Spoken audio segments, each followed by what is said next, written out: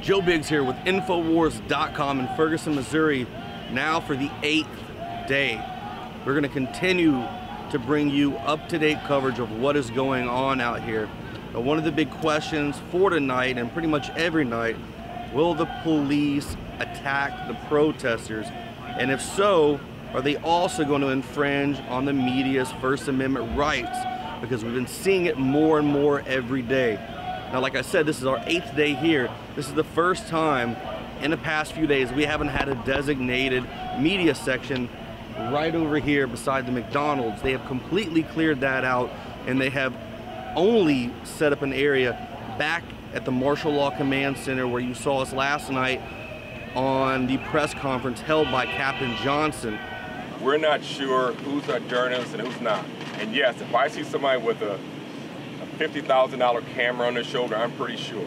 It seems like there's a lot more activity tonight than there was last night, and that could be due to the fact that another person was yet killed again by a police officer. Justified or not, the people in this town have their emotions running high, and this could affect how things act the rest of the week. Hands up! Hands up! Right before everything turned into pure and total chaos in Ferguson, there was calm.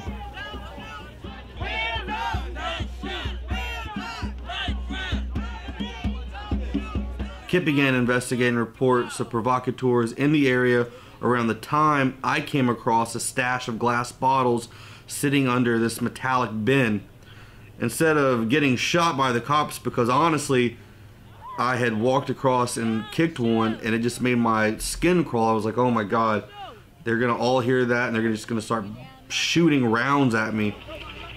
I didn't pick up the bottle. Instead, I walked over to numerous officers and I said, hey, I don't want anything to break out here tonight. I don't want anything bad to happen, but I just want you to let you know I found a stash of glass bottles of the same brand, so they're not just random ones, and they're sitting under this bin over there, like stacked together.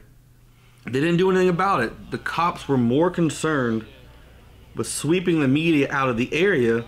So I'm sitting there for a second, it calms down. I run back to the road where there's this like metal wire going across the sidewalk, and I hear,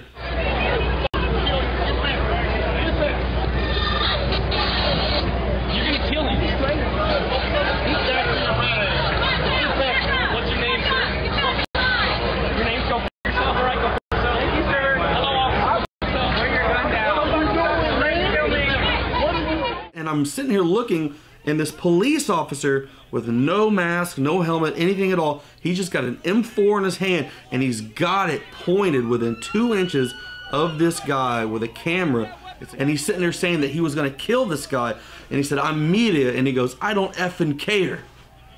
What is going on? These guys are out of control, and they keep telling you on mainstream media, on Fox, on CNN, oh, you know, it was a very peaceful night. Negative. It's peaceful until you guys get out of control.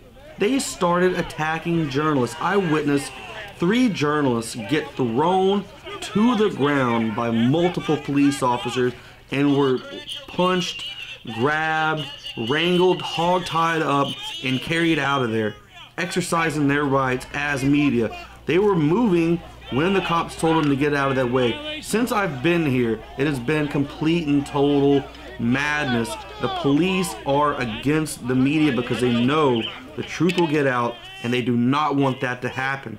What do you think about this, Captain? They're arresting journalists. Yesterday you told us they weren't arresting journalists. You need to leave. Now they're arresting journalists. You're next. Sidewalk. Now you're arresting journalists. Sidewalk, please. I got him. It felt like such an environment that it was going to get so bad that I felt that I had to choose safety over footage at that point, and I had to get my team out of there. I don't like having my rights stripped away. I don't think anybody that lives in a free country likes that as well. You know, we're here to bring you, the viewer, the people, the truth as it happens. You know, when they keep us from doing that, it sucks.